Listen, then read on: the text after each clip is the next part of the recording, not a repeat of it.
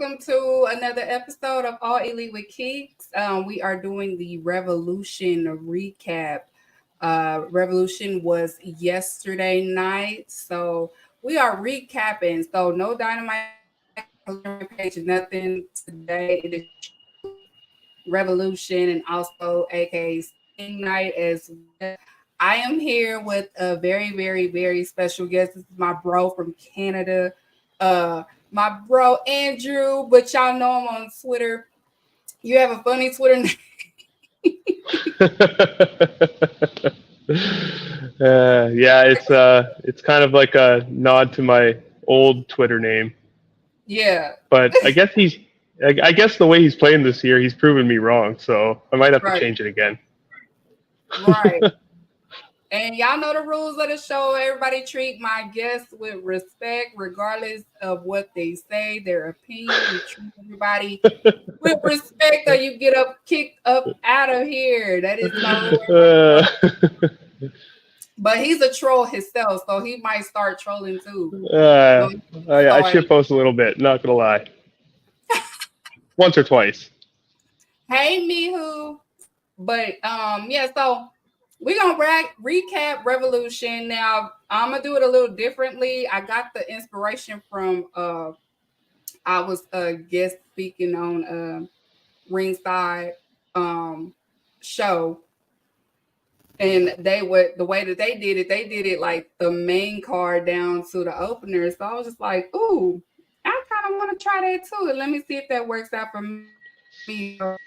Not stealing, stealing from different people, but it's not that. I'm inspired. I want to see if that works for me because I liked how it worked for them. It ran real smooth. So we're gonna try that same concept. So shout out to them. I was on the show. The episode is out on their platforms. Follow them. Y'all know I was on the show last week, so follow them. Shout out to them. Shout out to AO and all of them. Yo, love those guys. Yes, they're really cool. They're cool people. They're fucking awesome. Not Recipes AO. It's a different one. Oh, well then. Not that one. My bad. Yeah, so shout out to Ringside Club. Make sure y'all subscribe, y'all follow them. But yeah, they have an AO too, but he is AO Baker, so he has a name after that, and then he was an AO from Recipes. Shout out to him too. I like both AOs. It's two of them, and they both AOs. Crazy. One in Brooklyn, one in Queens. So shout out to New York AOs. New York in the building. So we're gonna get it started. I know people are gonna start tuning in, especially because y'all know I run the same time as Raw. So when Raw gets boring, that's when they start hitting up this chat. So they'll start coming in a little bit. So we're gonna get started with the pre-show. And you told me off air that you didn't get to watch it, but I'm gonna go ahead and just cover a little bit. Hey, Jalen. I think I caught Willow and Chris versus Sky and Julia at the end. Okay, so we're gonna get started with the first match. It was the Bang Bang Scissor Gang, of course, with Acclaim and Bullet Club Gold versus Jay Lethal, Jeff Jarrett, Willie Mack, and Private Party, and all with Isaiah Kennedy and Mark Quinn. I haven't seen. Whatever, he's still gonna be listening. But fun opener. I know people was upset because they was like, look what they doing to Jay White. He is blase. They got him going against Jeff Jarrett and all of that. But it was overall a fun match. He had fun. He was smiling. He was having a good time. He was having fun. Jay White is having fun. He was in Japan, and Japan is they have a strict schedule. So he's out here. He's having fun. And Max Caster messed up on his rhymes again. I think that's part of the new gimmick now that he's fucking up on his raps. So we'll see how that goes. But Jeff Jarrett doing his signature, his strut, and then everybody was doing it too with him, Private Party and all of that. It was really fun. It was a fun match for an opener. it is what it is. I know people are like they are upset that he is having fun, but yes, he's playing the long game because after that match, they end up taking a win. He cut a promo because he's been hearing all the talk and he's letting everybody know that he is still the catalyst and he has a score to settle at Big Business, which we will talk about a little bit later on. So, he was like, don't, just because I'm having fun, don't count me out. I'm just having fun. So if you mad at Jay White for having fun, I don't know what to tell you. He's having fun. He's smiling. He's having a good time, and he's enjoying it. Okay. All right. So after that, it was a little bit promo backstage with the best friends. Orange Cassidy was telling the best friends that he wants his friends to stay behind. But what was interesting in that whole sequence was Trent Beretta and how he looked at Orange Cassidy. And I've been saying on this show, I feel like, the tension between them don't start. The tension between those two is getting stronger. Like I don't know, something is there. Something is going to happen between the best friends. What do you think? No, that's what I've been gathering too. Like, I think they've been building up to that, and I didn't see it, but I read about it, and I saw a little clip of it.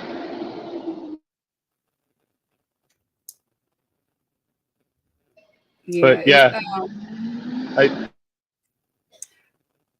yeah, it's very, very, like, because it's been starting since last year. Like the match that they had with Penta, like I said, with the Penta and Commander match, is kind of when you start to notice that the tension is there because their dynamic in ring wise wasn't on one accord, but we could tell that it's something that, and I've been saying, if best friends hit a whole like conflict, that's probably the perfect way to debut Okada because they are all in the same faction.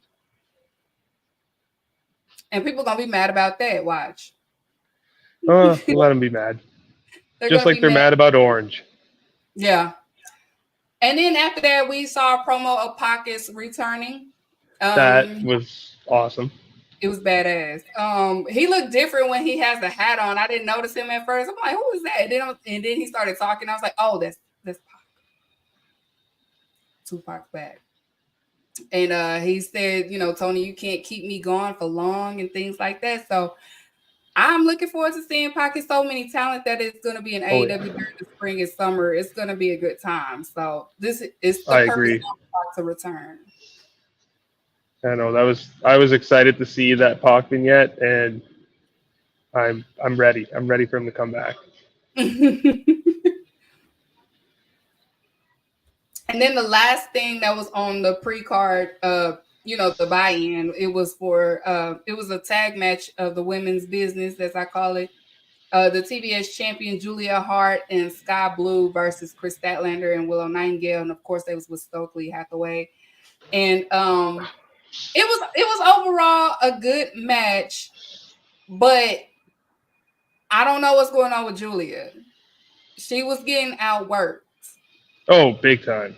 She was getting outworked that entire match. Like Sky Blue, she did what she had to do, but as far as our TBS champion was definitely getting outworked in this match by Chris and Willow Nightingale.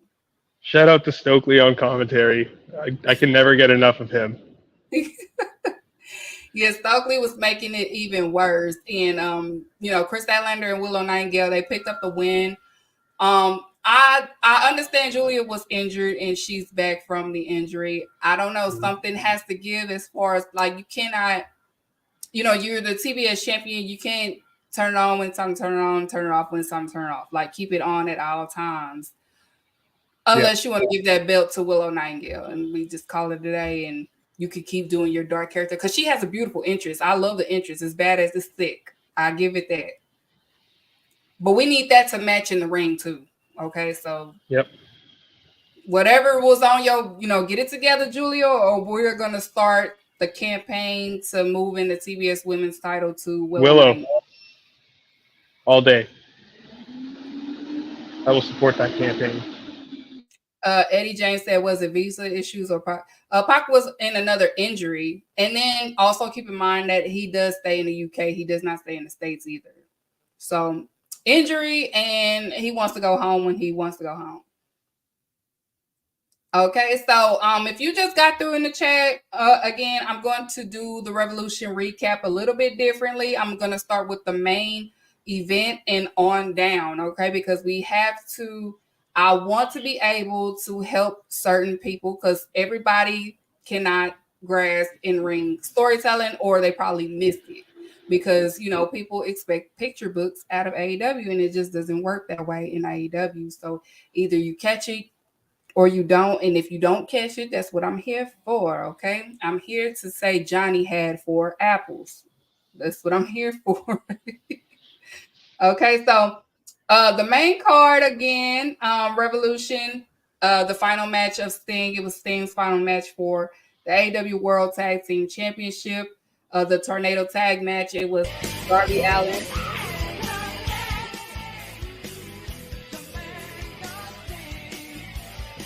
Yeah.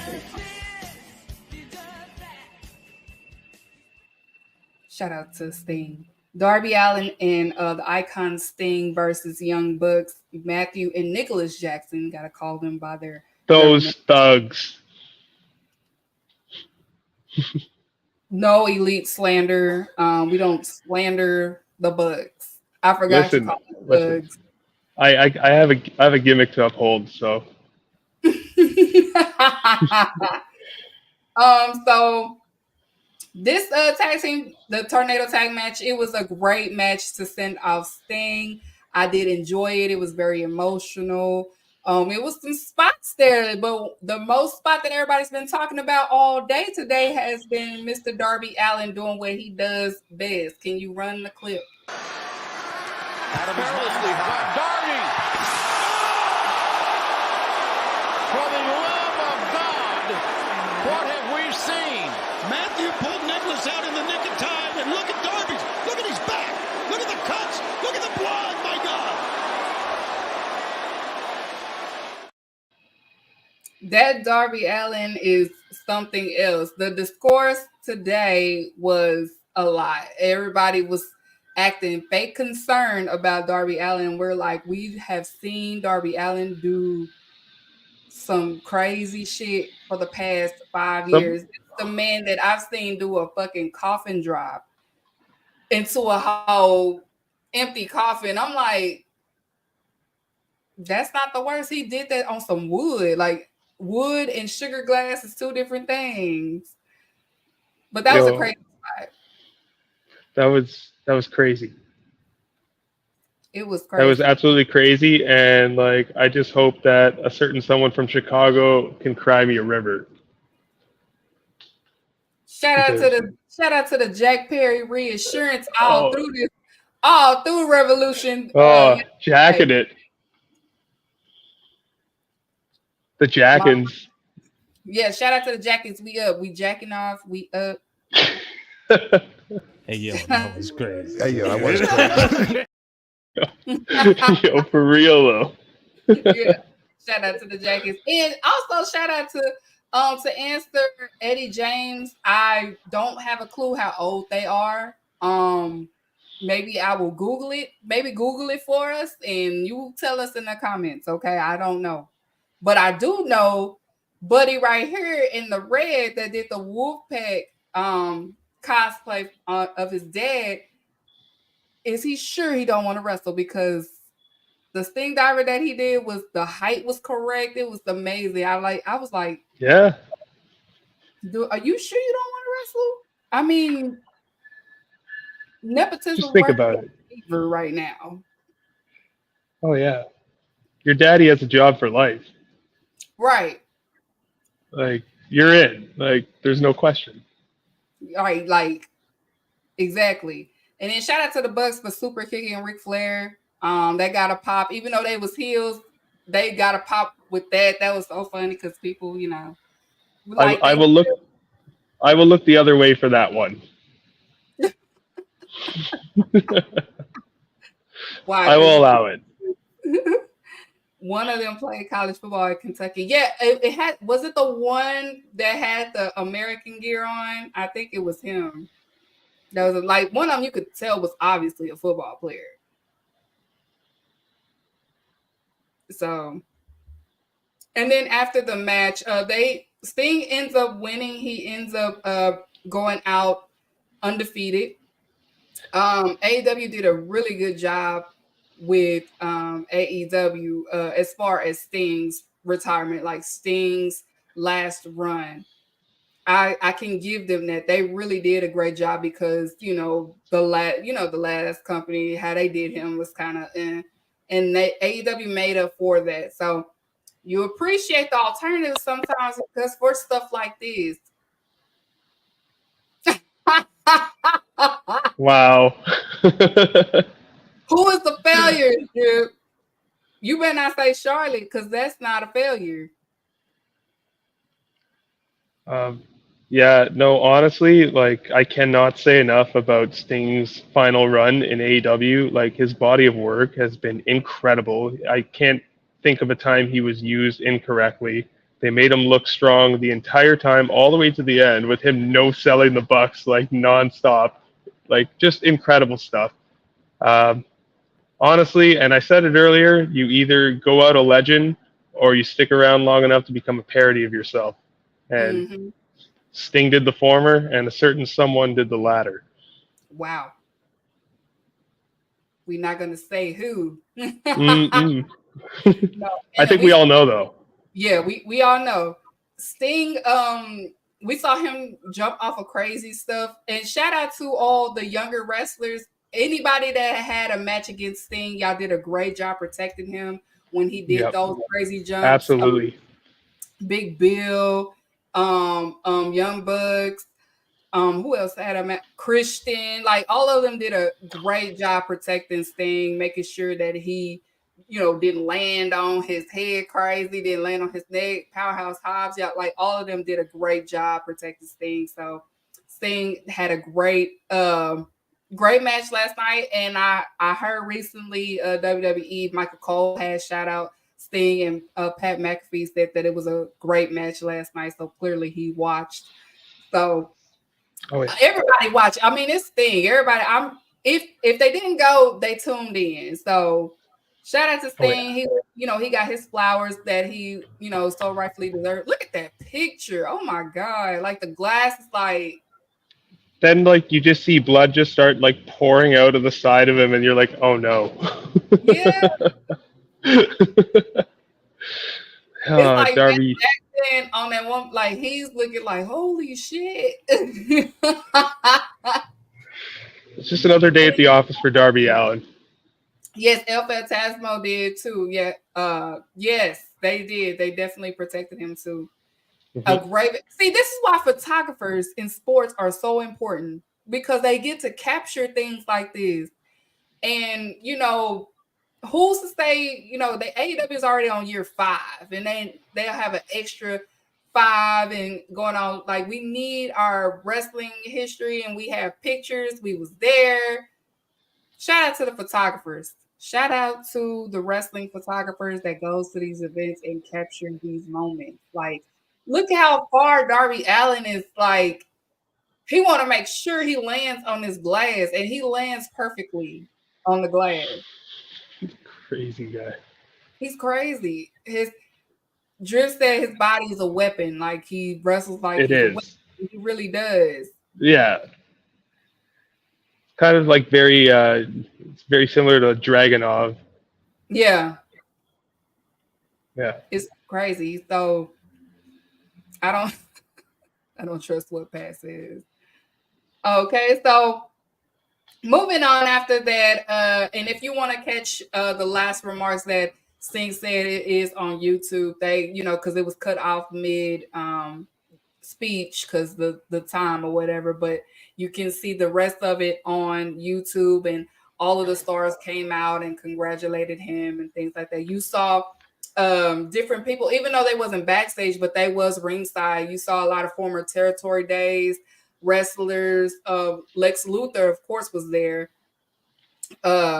Ricky Steamboat was there. We saw Ricky Steamboat during the match. He got a lot of shout outs. He was trending. Sting was trending all day on Twitter or X yesterday, literally all day. Everybody was, sharing their moments, their pictures, and he's a good man, a good person, and that's what everyone should aspire to be, especially in wrestling. Like, we should all aspire to be good or do right by others. Because wrestling is so full of toxicity, like I always say, but then we have this one guy that is looked at as a superhero, and he is a superhero in the ring and outside the ring. So thank you again, Sting, for the years. Because of you, I was about to attack my older cousins at one time with a bag, and yeah, I got in trouble by my granny. So shout out to him. So next up after that, we had the other main event. It was for the AEW Championship. It was a trios match: Hangman Page versus It was a threesome. Swerve Strickland. Okay. Now, this was a good match, and I kept saying Adam Page is gonna make sure Swerve don't win. And it was overall a good match. Like, you saw, Swerve was getting the upper hand on both Samoa Joe and Hangman Page. Samoa Joe, again, was wrestling like Samoa Joe. When his irritation kicks in, he becomes real ruthless. Hangman Page just lost his mind through the whole match. Like, he's not focusing on Samoa Joe. He's unhinged. Yes, he's unhinged right now. So he wasn't, like, we didn't see usual Hangman Page. We saw a lunatic out there in the ring. No, we saw the Hangman. It's almost like we saw ROH Hangman a little bit. That's what I'm saying. Like, and like Bullet Club Hangman when they were like just shitty heels. Mm-hmm. Hangman Pardon is my the language. real. And so Samoa Joe, he ends up retaining. And like I said, they protecting Swerve. He didn't get pinned at all. Hangman, he taps out. And we know Hangman, it takes He did that on purpose. He purposely tapped out. Like, he knew Swerve was coming, and Swerve had it, and he just wouldn't let him have it. In the corner of it, like, he saw Swerve in the corner of his eye. He just started tapping. Oh yeah, he would not. Yeah. So I guess they started the double turn last week, and they completed it this week.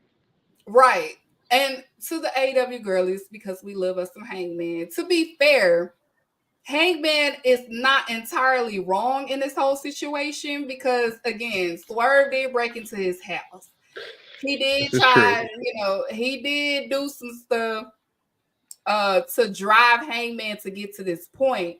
And now Hangman is part of this point. And then Swerve is trying to, like, kind of mind mess with him, like, you're in the wrong, I'm in the right, when the whole time it was like, Swerve, you was in the wrong, and Hangman is just reacting.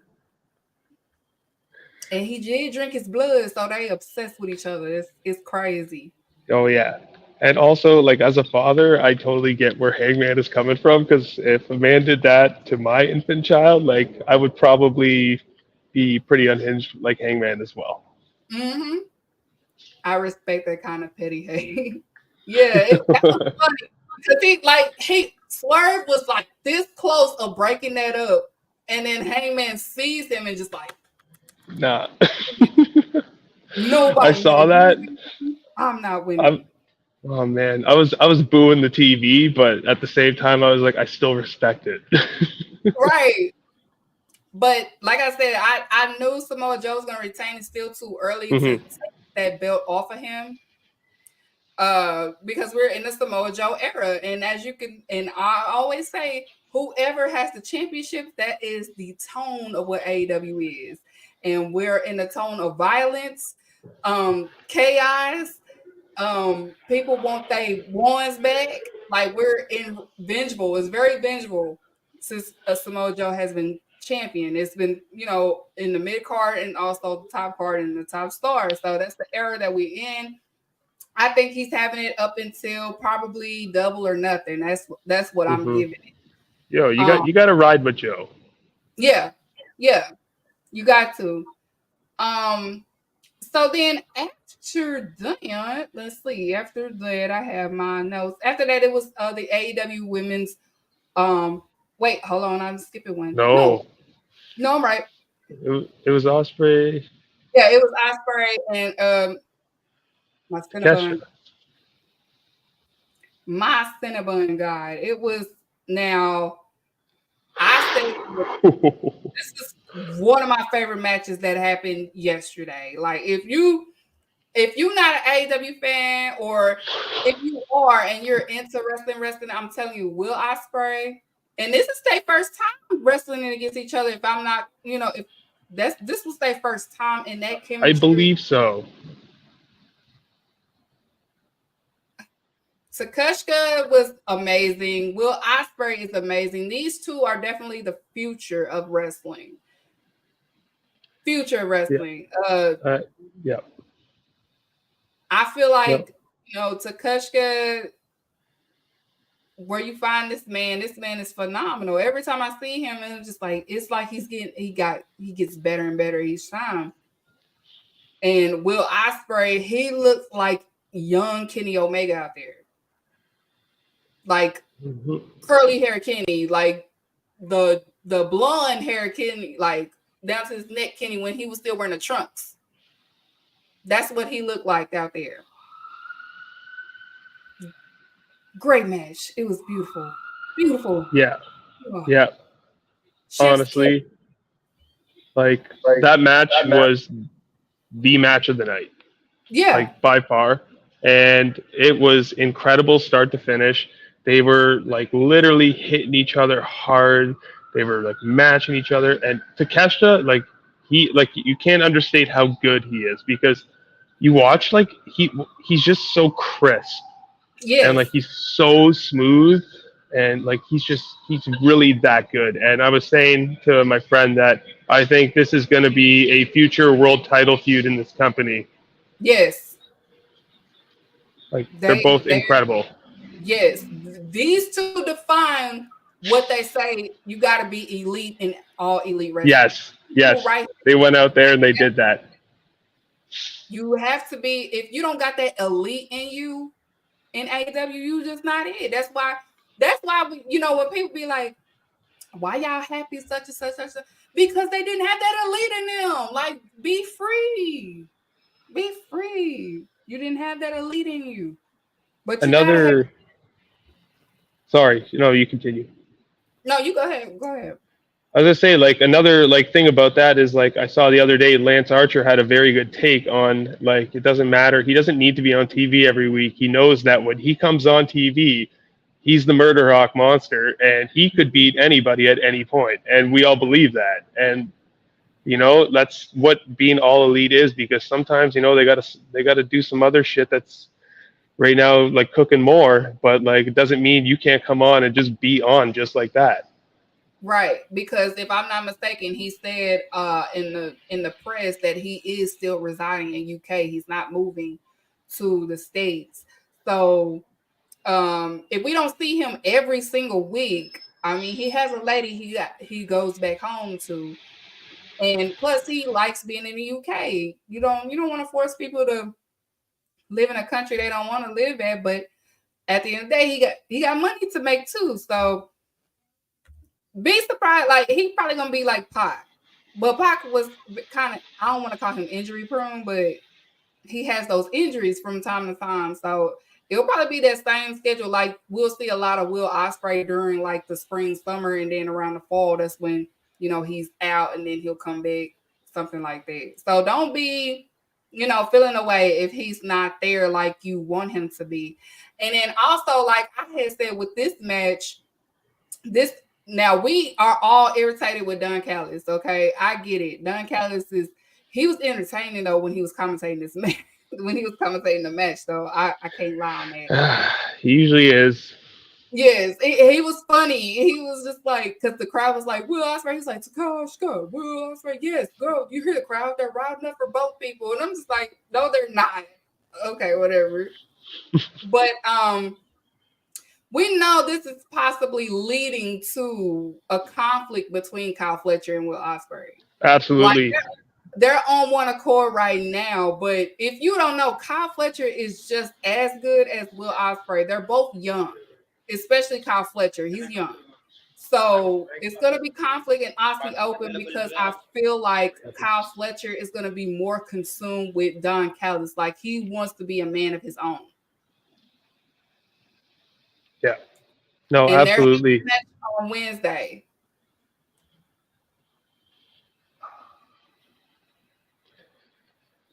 That'll be a good match.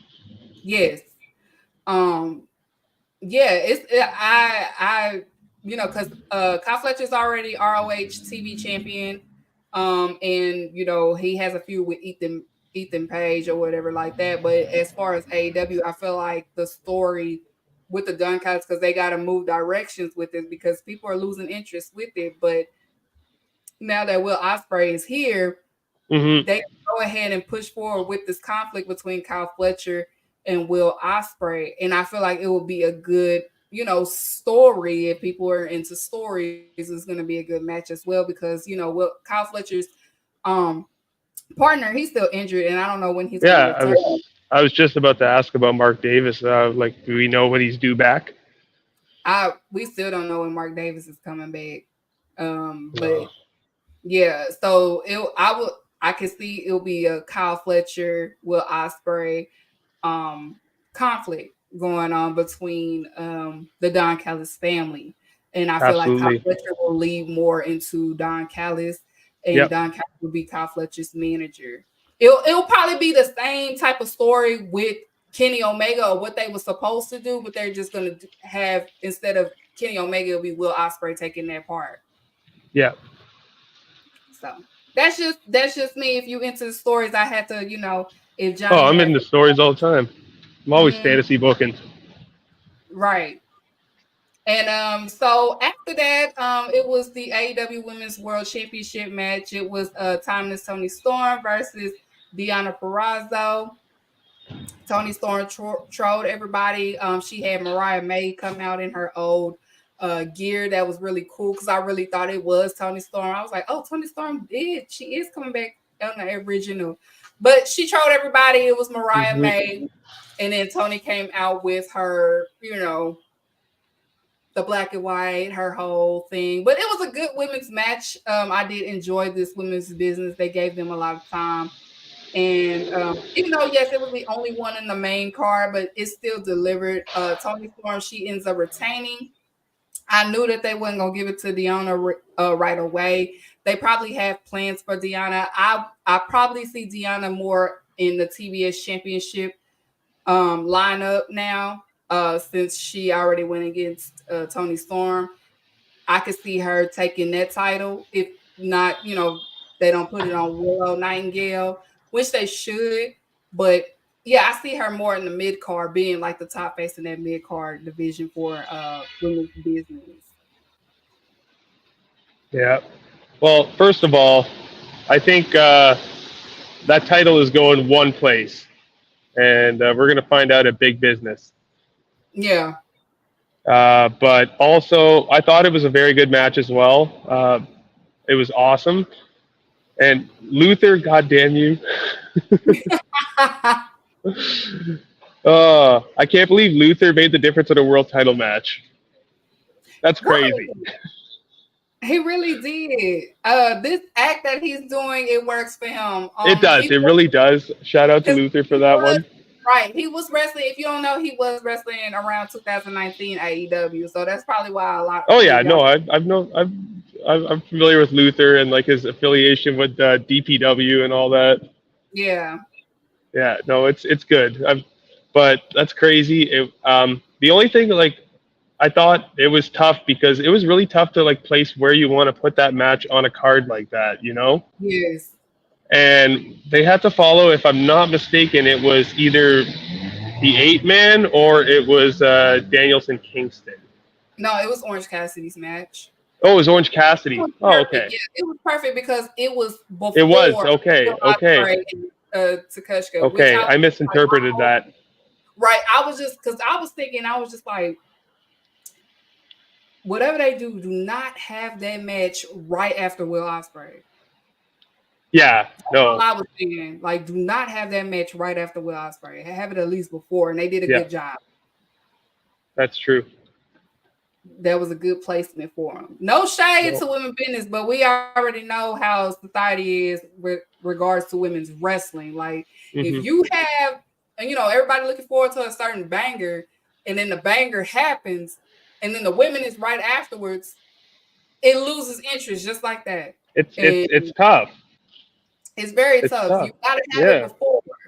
And I was just praying, I was like, Okay. it don't matter where they have it. Yeah. You cannot have it right after the Will Ospreay match, because then nobody's not gonna focus on it.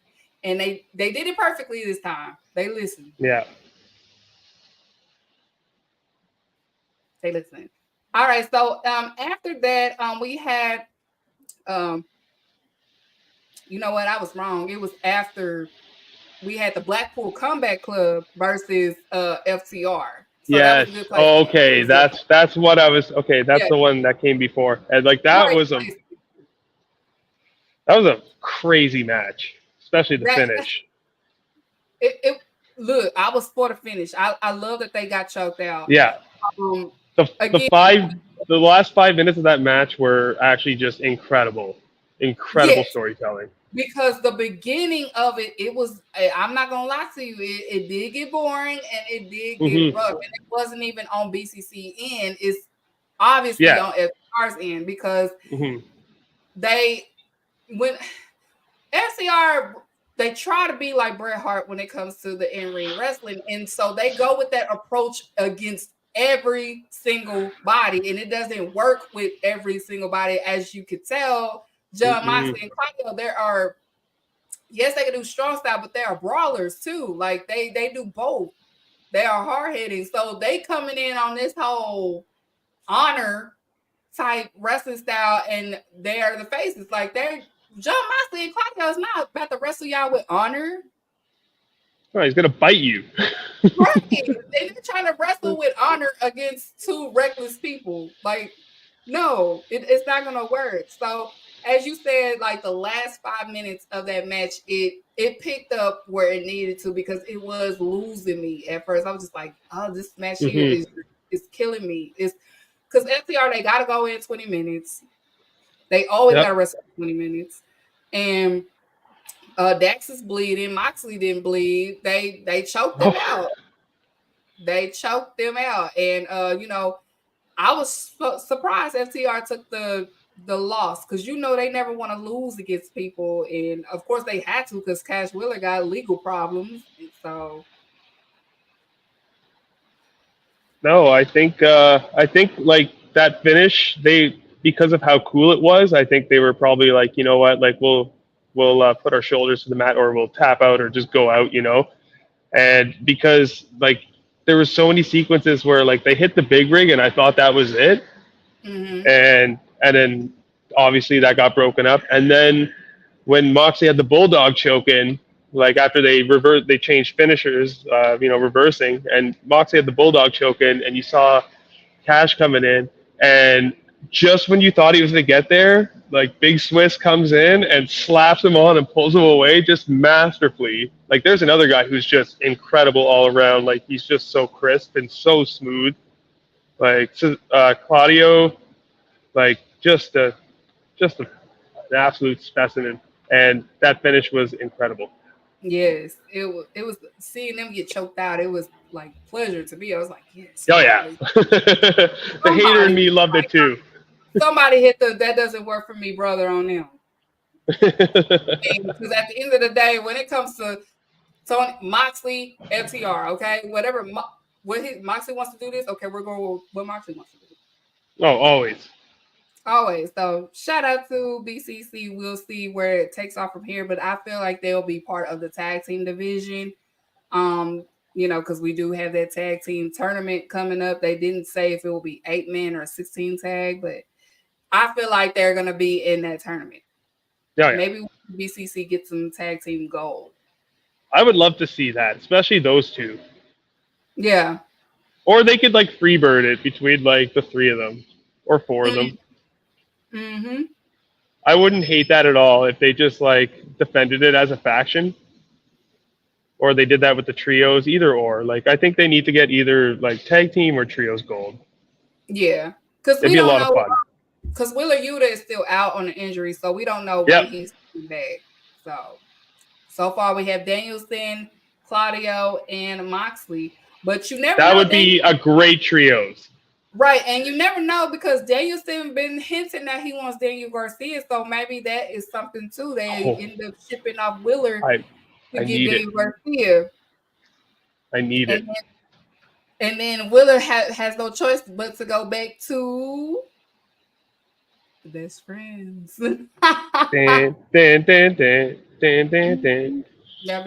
Yeah. Okay, so after that, speaking of best friends, we had the AEW International Championship match. It was Orange Cassidy versus Roderick Strong. And like I said earlier, Orange Cassidy asked the best friends to stay back. During this match, Roderick Strong was working Orange Cassidy's back. Oh, pause. Like he was pause. Someone, that was crazy. That was crazy. Back was getting blown out. Yo, they were saying he was getting back shots. Like, that's crazy. He was taking mad back shots. Yo. It was sounding like bongos. Hey, man. So many back shots. Tiger Style got My Neck, My Back for Roderick Strong highlight video. That is the funniest thing I ever seen. It's just like my neck, my back. But we have a new AEW International Champion. It is Roderick Strong. Good call on that. Nothing against Orange Cassidy. We still love him. It's time for shout out Orange. Something different for him, which I feel like that is starting with the Trent and the best friends. And then after the match, we had Kyle O'Reilly coming in looking like Wolverine. Rah! Big. I don't know what he whispered in Roderick Strong's ear, but he whispered something and he ends up leaving. So Kyle O'Reilly has returned to AEW. Let's get the party started. We are so back, first of all. Like KOR is just a Canadian treasure, and I will protect him at all costs. And so I'm just so happy he's back. Great match. Great post-match angle. Also, like you said, like definitely the right call to put it on Roddy. Like Orange, like I've been like on that Orange, like basically like Stan Club for a while, and I've been talking. That man is one of the best wrestlers on the planet in the last like calendar year. Yeah. Like the amount he's defended that title, and it was like not a bad match once. So shout out Orange. Yes, Orange is, like I've always said, Orange Cassidy is one of the best in-ring storytellers there is in modern day wrestling. Absolutely. You have to understand in-ring wrestling. Like the in-ring wrestling that he was doing in this match with his back injury, and you could tell he was getting defeated. You could tell, like you could feel Orange Cassidy's emotion as he wrestled. That is good in-ring storyteller. Mm-hmm. He's not going to say much. He's one of the best. He's one of the ones like if you need promos for every single thing, you're not going to understand Orange Cassidy. But Orange Cassidy was definitely like, you know, you can feel that he is tired. You can feel that he is giving up. You can feel that he has got discouraged. His back injury, like you felt all of that. Roderick Strong was getting the upper hand each time with Orange Cassidy, and you can see how defeated Orange Cassidy was in this match. So it's going to be very interesting to see how best friends play out now, because it is conflict between him and Trent Beretta, and also you could tell Rocky Romero is getting a little bit irritated, and we'll see. And it's the perfect way to debut Okada into the mix. Yep. Perfect. Y'all just can't wait for that coin drop. Y'all just gonna be mad. Y'all just gonna be mad. And then after that match, it was the All-Star 8-man scramble match. the big meaty meets. It was supposed to be for the AEW girlies, but people had to be added on to it. And he said people was injured, but we like the people that you had on the card is not injured. Just say Jericho wanted to be part of it, so we can be like, okay, bro. Just say that, bro. But now it wasn't too bad. It was just one of those matches. It was just like, okay, it was fun. It was better than what we thought it would be. Shout out to Magnus from CMLL. He did a pretty good job. The person, to me, in my opinion, that stood out the most in this match was Lance Archer and also Brian Cage. Those two really stood out the most in this match. Hook did a little something. Powerhouse Hobbs, he did what he could work with. Chris Jericho was in the way sometimes. Magnus was just there. But Lance Archer and Brian Cage did a tremendous job. Wardlow, he did pretty good the last 2 minutes or whatever. But we knew he was going to win. Mm-hmm. So we're getting Wardlow versus Samoa Joe feud going. Oh, yeah. A little War Joe action. Yeah, War Joe. This, I'm going to say, was one of my favorite matches of the night because I thought it was so much fun. It was just an absolute, chaotic spot fest, but in, the most delightful way possible. You had the whole, meat running the ropes, and then you had, all the smaller guys running the ropes after. And also, shout out to the Jericho Magnus double lion salt spot. That was well executed. I just thought it was a lot of fun, but like you said, no question, Wardlow was winning that match. He has been cutting those promos. He's getting a little bit better too with doing that. So it'll be interesting to see where he goes with this. I like him with the Undisputed Kingdom a lot, and I think that could benefit him going forward. And I'm curious to see where that goes.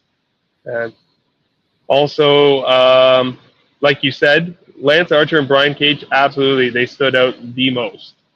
I'm always impressed with Lance Archer, and it's like I was saying before, he doesn't need to be there all the time because he knows when he shows up, he's believable to be one of the guys, and he was incredible.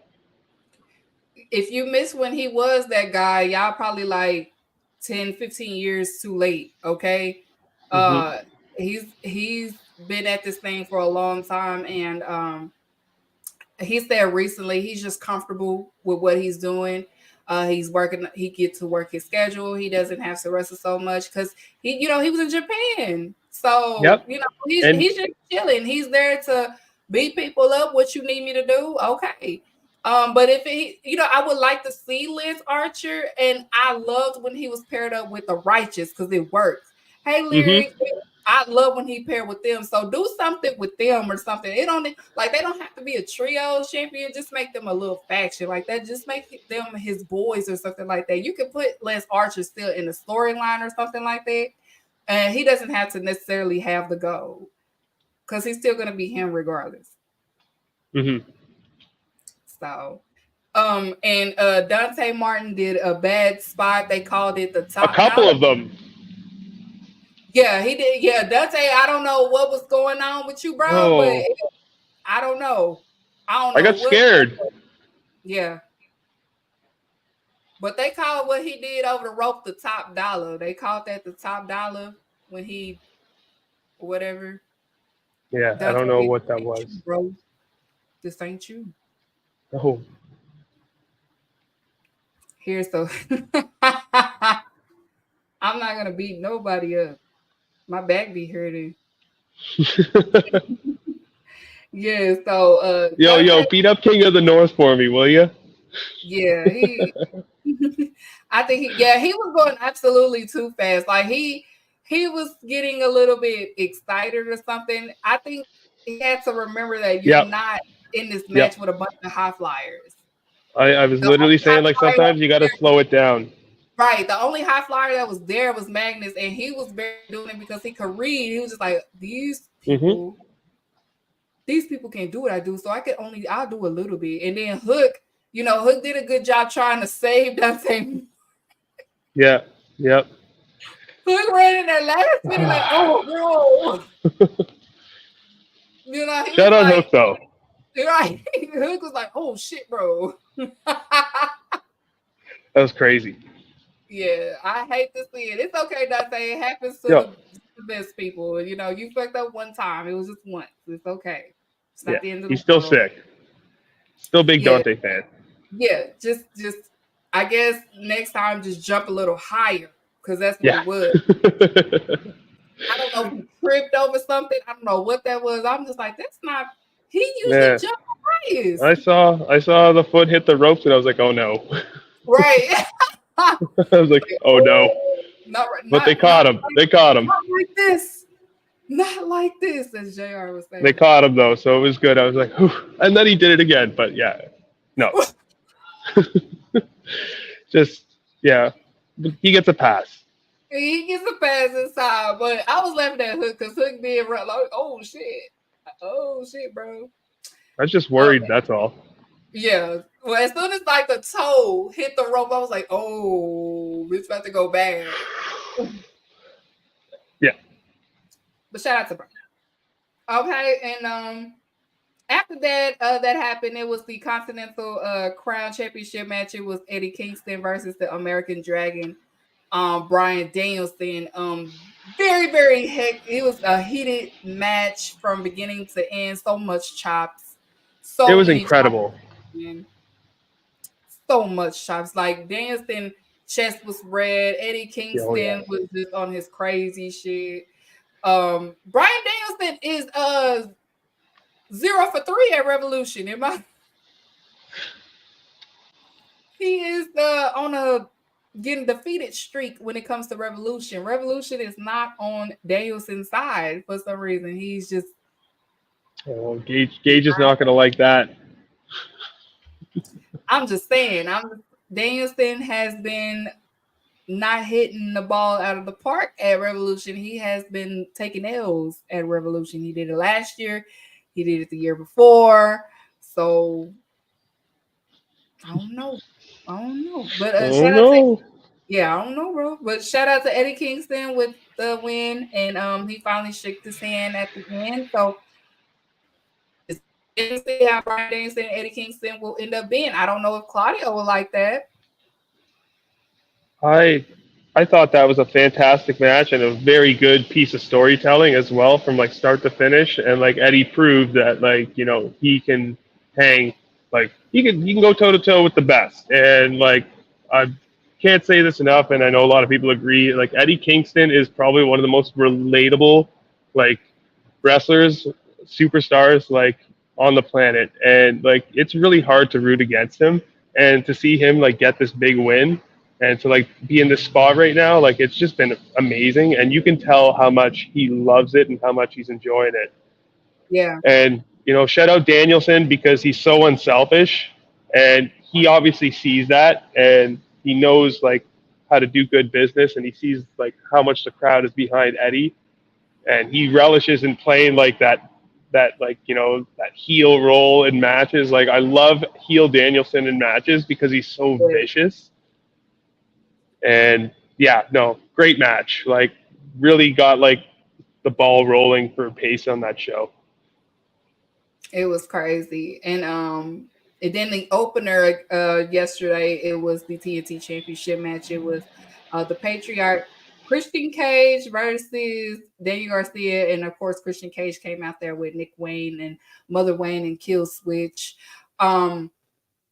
It was a great opener match for Daniel Garcia, in my opinion.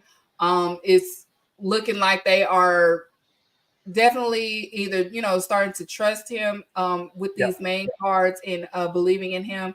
Hopefully he does renew his contract with AEW because I had predicted that this year he will probably be the Owen Hart tournament winner this year. Christian Cage is Christian Cage, a great veteran in the ring. You can tell that he was when Christian Cage wrestles like a younger talent. You can see how, you know, he's in teaching mode. When he wrestles the younger, you know, he makes sure that, you know, he's at certain spots where he needs to be. He makes sure, you know, that they are good, that they are protected. Like he makes sure it's a song and dance with the younger talent. He puts over the younger talent in a really good way. Even though he took the win on a cheat, but it still made Daniel Garcia looks great, looks strong, looks defiant, still looks the same from when he did the tournament. And that's why I feel like this loss will probably start the whole Daniel Garcia and the BCC angle. Because he's seeing that the entertainment side is not working for him at all, and he will focus solely on being a wrestler, a pro wrestler at that. And Christian Cage, we know that this is leading up to a Christian Cage versus Edge or Adam Copeland down the road, because that match between Daniel Garcia and Adam Copeland, it was a draw, if I'm not mistaken, right? Mm-hmm. Yeah, it was a draw. He didn't take if I'm not mistaken either. Yeah, he didn't take. As Drew say, he'll say Adam Copeland didn't want to lose clean against Daniel Garcia, something like that. Oh. That's his conspiracy. I feel the same way. I don't know about that. I feel like Cope Dog would know better. Like he gets it.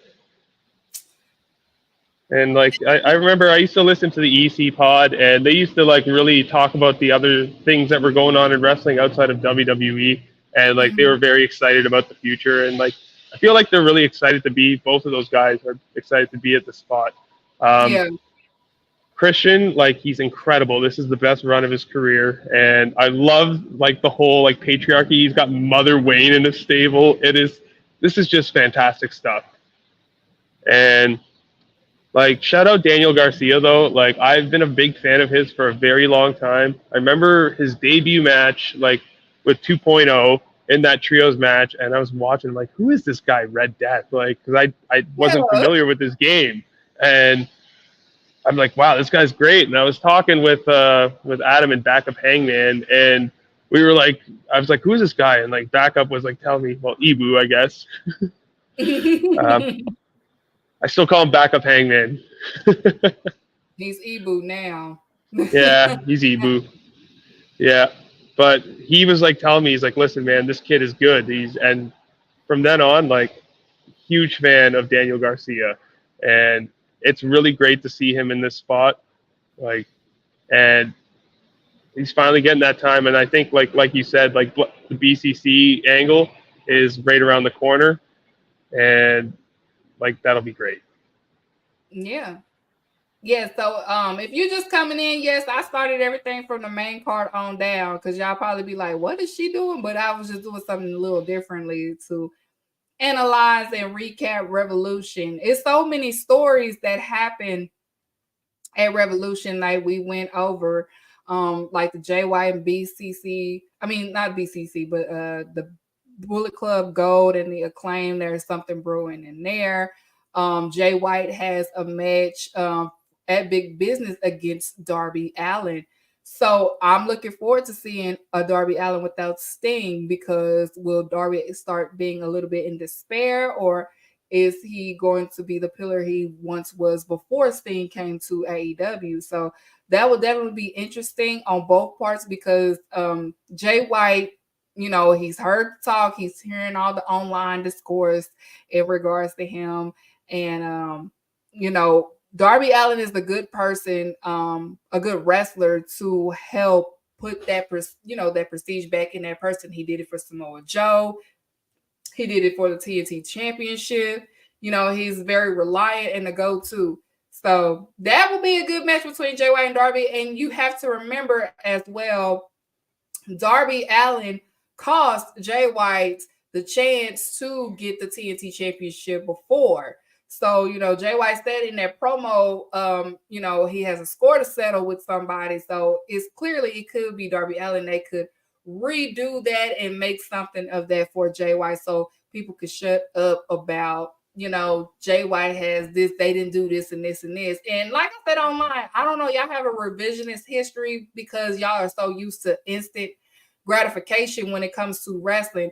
But Jay White was just in a match, even though like with that, he was, for the championship not too long ago at Full Gear. He was in the Continental Classic. He ran Collision for the whole summer. So We're not just going to act like Jay White has been underused the entire time, because he's not. Obviously, he wasn't last year. Y'all just want things to happen instantly all the time, and that's not how it works, especially with a great wrestling product. Sometimes you got to be on the main card sometimes, and then sometimes we need the top stars on the mid card sometimes. That's just how wrestling works. If you are a fan of, and everybody results back into Ruthless Aggression era or result back to WrestleMania 17, that's why Wrestle 17 cooked the way it did, because Paul Heyman so well, because you still need sometimes the top stars to be in that mid card to make the mid card what it is, so we can enjoy it. Do y'all go to these wrestling papers?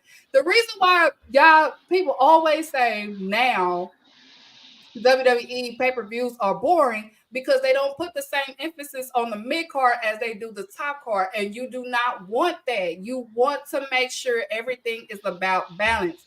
So it's going to be about balance, and if you do not understand that, if you cannot get that concept in your mind that Jay White has a duty to be done, because if a top star cannot do it in the mid card, you cannot call him a top star. That's just plain and simple. Period. If my champion don't know how to be an intercontinental champion, like we just celebrated Sting. Sting was one of those guys that understood that knew that, and had to do that, because that is part of your duty as a top star. Hey, Sting, we need you in this, this feud with this person. Okay, cool. And it helped that person, and it also make the story interesting to where you want to watch the entire thing. Hey, real quick, when's the last time that other guy went for the Intercontinental Championship? Exactly. And he had, like I said, he was in Japan. He wants to chill out. Let him chill his body out. If y'all want to act like y'all concerned over the wrestlers, act like y'all concerned over the wrestlers. Like Darby Allin about to get back into a match after we just seen him do that stupid, crazy spot. Let Jay White work. It was a point. If you were AEW Day One, it was a point where Adam Page was in the mid card. Like he literally had the tag team titles. Kenny was in the mid card. Right. He had a feud with Brian Cage. He literally had a feud with the Taz, like the Taz faction. Yeah. Like these people, Orange Cassidy was mid card. Like some Kenny Omega was in the time Kenny Omega was wrestling scrubs. Yes. Kenny Omega, Young Bucks was wrestling scrubs. Everybody was wrestling scrubs. And that was around the time Cody was acting like Cody was the man of AEW, while the people that we wanted to be the man was wrestling scrubs. Yep. Y'all gotta let the chefs cook. Jay White gonna get his time, but let him do his duties first. I promise you, once he get back in that main card conversation, then everybody gonna, I'm gonna be like, I remember a lot of y'all was saying this and this and this and this. Like literally, Swerve strictly was a cruiserweight. You know what I'm saying? Like you have to have a balance. You have to know how to. I mean, Moxley did it too. Moxley was in the mid card. Everybody was in the mid card. Even Jericho. Yep. They all work the mid card because they understand to make good television, it needs to be good top to bottom, and it doesn't matter. Sometimes there's not enough room in the main event scene for extra stories, and you're better suited to go in the mid card because at least you'll be able to tell a good story and develop your character even further and gain your fan base. Like that's how you get over, by being versatile. Moxley is there right. Exactly. Moxley is there right now. Yeah. That's what I mean. Like, he's doing tag matches against FTR.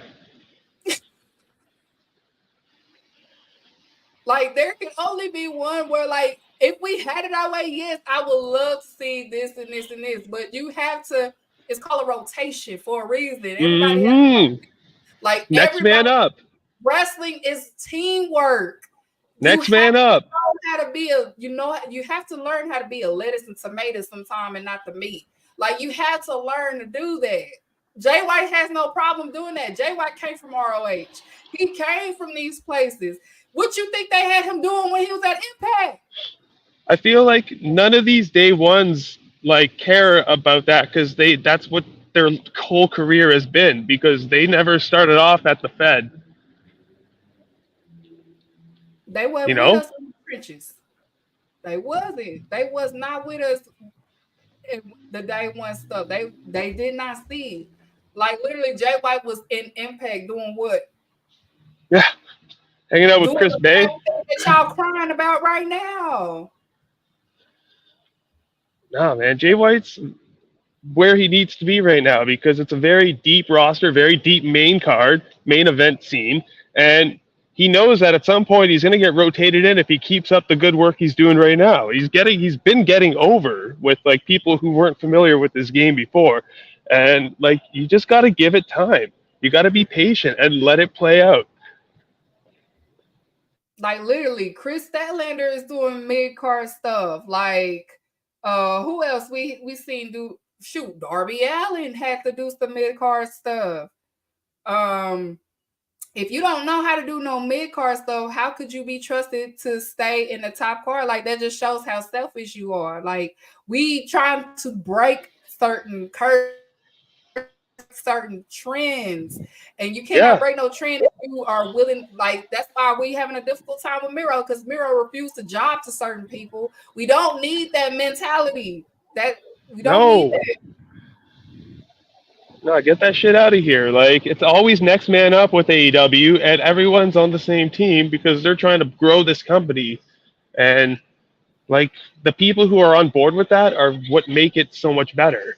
Mm-hmm. And it's the people who just refuse to get on board, especially a certain somebody from Chicago. Like, he just completely shat on the culture and really ruined the vibes for a long time. And it took some time for them to finally start cooking again and, like, get back where they needed to be.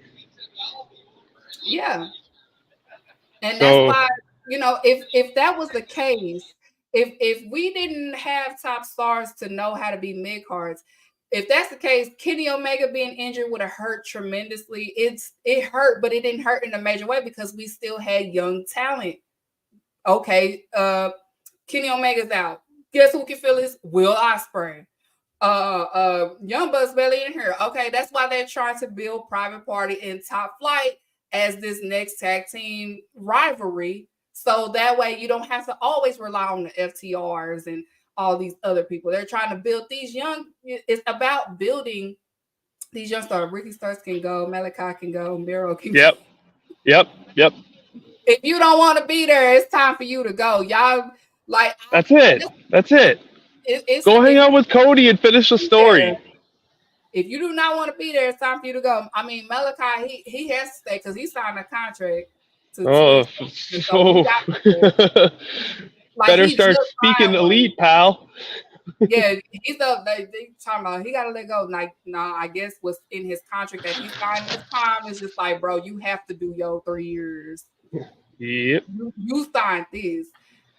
Ricky Starks so far they said that he's out or whatever. Okay, that's not a tough loss on him. And he's a perfect WWE type of guy. Miro really wants to go back home. Go ahead. Yeah, that's fine. Go ahead. Shit. Ain't nobody. We're good over here. But at the same time, if you have that injury that you don't want to be there, just do the favor. Okay. You know who we got to get over there? We got to get Stephen Farrelly. That man needs to leave, and I'd like to see at least like one tag match with Cesaro. Oh, sorry, not Cesaro, Claudio. Mm-hmm. I would love to see Stephen Farrelly, but I don't know. That's kind of like a pipe dream right now. I think he'd be a good fit to kind of finish up and have a few good matches.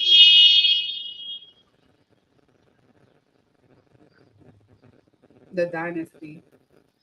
What do you mean about the dynasty? He said, "Don't forget about the dynasty." Oh, the dynasty, the pay-per-view. Oh yeah, that shit. Because I'm mad because we keep saying Texas pay-per-view, and you want to go to these other places. They gonna be in St. Louis. All y'all people that's from St. Louis or whatever. St. Louis. They're gonna be there Sunday, April 21st, whatever. Who we got on that flyer there? Samoa Joe, Eddie Kingston, Roderick, Julia, Timeless, yeah. Christian. I see the Acclaimed front and center. Yeah. That's interesting. Yeah, so the Dynasty, we got one in April. Yeah, so yeah, we got that, but it's not in Texas, so I don't care because not. I asked what, but yeah, it's so many stories that we had. Orange Cassidy and Best Friends, like I've been saying. Undisputed Kingdom. Yep. I'm not sure where Adam Cole, Bebe is in this, on this, or whatever, but we'll see. Don Callis family, Hangman Page. Like I said, Hangman Page is interesting because he's really not the villain in this. He's just lost his mind right now. He's so obsessed with this person. Swerve, another one. It'll be interesting to see where his character leads off to since he has failed to be AEW champion. Willow Nightingale, Chris Statlander, Malcolm Stokely. That's another story. I feel like eventually they will break apart. It's just slow. Yeah, it's a slow. Malcolm Stokely is definitely going to break them apart. It's a slow. Oh no, not my guy, Big Stoke. Yeah, it's a slow cook thing. Because as you notice, he always comes out with Chris and he doesn't come out with Willow. Keep that in mind. Yeah.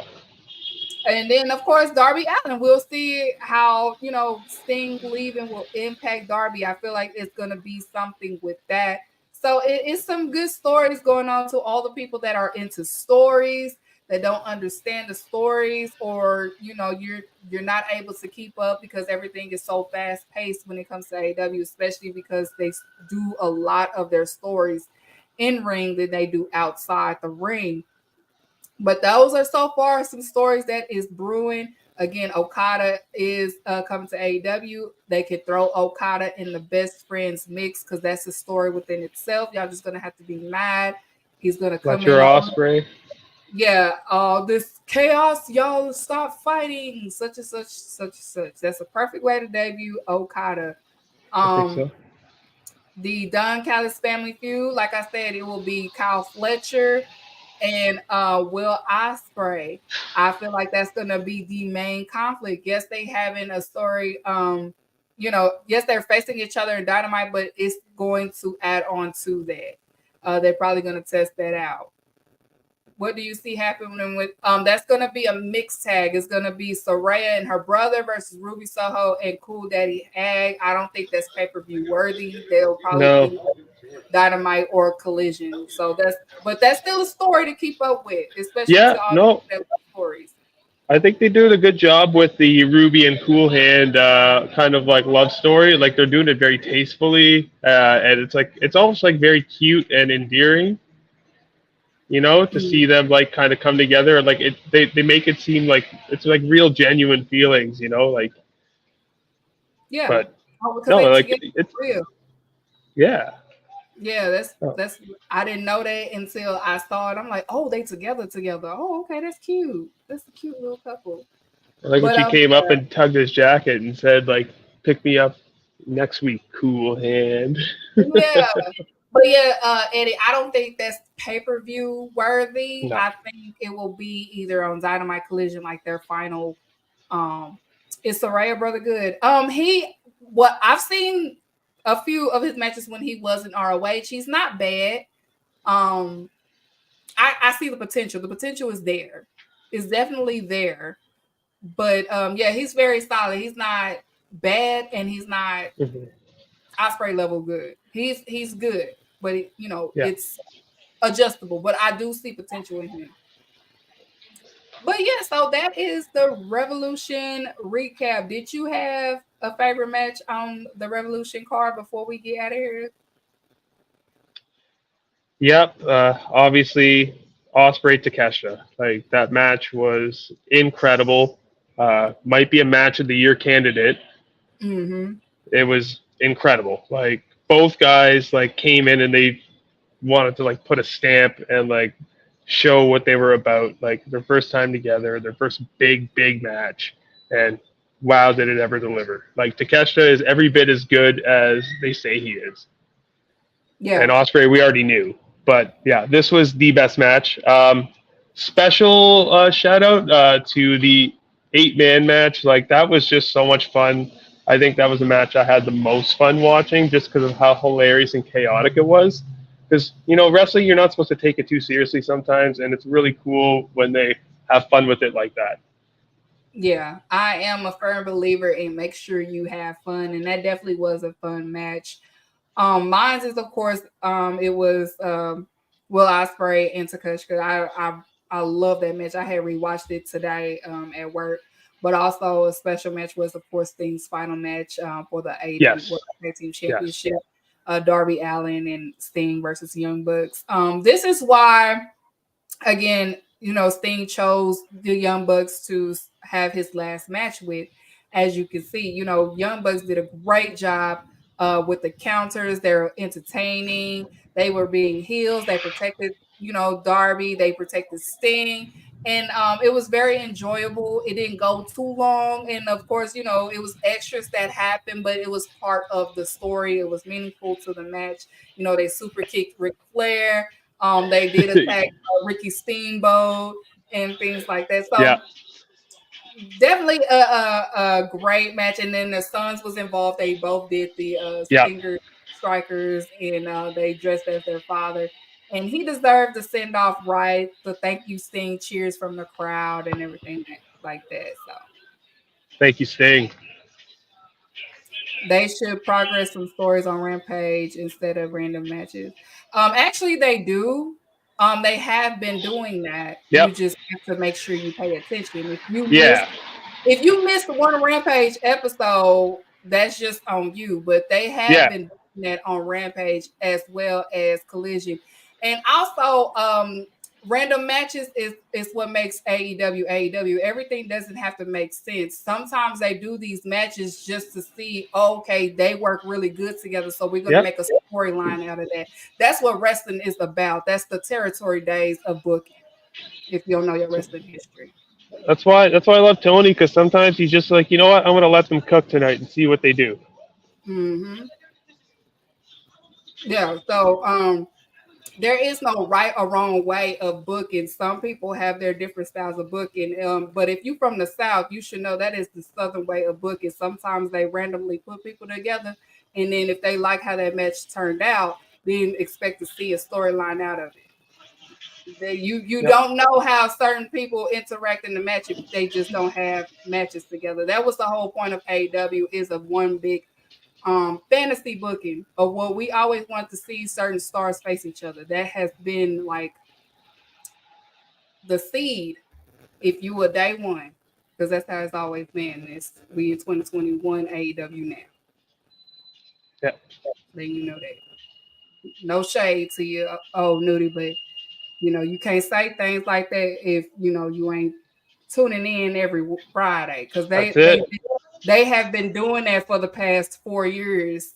No, since Rampage kind of started. Some stories may say some did it, but you can't say that they didn't do that, because that's what they've been doing at Rampage. That's what made people kind of upset. Like, Rampage is this and this and this. I don't want to see a bunch of promos and stuff like that. Yeah. All right, so before we get out of here, you got any shout outs, Andrew? Where can the people find you on Twitter, or so you can find me at Corpse of Kawhi on Twitter. I shitpost a lot, and I'm always in favor of Creed and all kinds of other seedy stuff. But if that's your thing, like, I'm a good follow. Shout out to the gay chat, Adam and Gage. Like, those are my guys. Like, always good time. And shout out my girl Jenna, my girl Jenny. Like, funny stuff. There's a lot more I can shout out. Oh, King of the North was in here, that guy. But yeah, no, like, shout out to everyone who like rocks with me all the time. There's a lot to name, but you guys are great. And shout out to you, Keith, for having me on here. Really appreciate it so much. Sorry about the noise, and but I've had so much fun, and you're one of the best out here. So thank you once again, and thanks for putting up with me. Of course, you, my brother from Canada. No, you know. Yeah. So, oh, dude, no, it's not. Okay, the dude right here just said the Brian Cage one was on there. Like you just but I like the pop. Yeah, you gotta just catch the promos. Like people like promos, you gotta catch the promos. Like it's not going to be a storybook like you want it to be. Like they're gonna say that quick 1-2, and whatever that quick 1-2 is part of the story. If you catch it, you catch it. If you didn't catch it, that's what I'm here for. Okay. But yeah, it's been more than just the Ruby. It's been the hook. That's why the private party and the top flight, because they trying to make them a whole thing. But it's been different things, especially Orange Cassidy. Like Orange Cassidy's stories is most of the time built off on Rampage. Okay, so you just gotta catch it. Yep. All right, so before I get out of here, y'all be safe. Thank you for tuning in. On Revolution, Dynamite should be really good. They start off with a new logo, they new look for AEW. I saw like the Dynamite logo is back the colorful like it once was in 2019. It was given 2019, 2021 at the same time, and I like it so far. So make sure y'all tune in on Wednesday on Dynamite, Saturday for Collision. Oh, I'm sorry, Friday for Rampage. Make sure you catch Rampage. And tune into the show every week. It is Women's History Month. This month, make sure you treat a woman that's in content or a woman wrestler or whatever, any type of woman. Show them, respect. If you don't like them, that's fine. Keep it cute in the playground. Women, they are against women in society, and we need men sometimes to defend us. So make sure you subscribe to any woman that's in wrestling content. I don't care if they just cover WWE or NXT. Just support them. Support all the women. They do AEW, WWE, NXT, Impact. Support all the ladies, especially women of color. Okay, we need your support as well. So y'all have a good night. We are out of here. Hit my getaway music. First of all, there's no such thing as white-collar crime. And there's definitely no such thing as black-on-black crime. Crime is crime. Let me explain something to you. I don't care if you have a white collar or a tank top. If you rob me, I'm going to whoop your ass.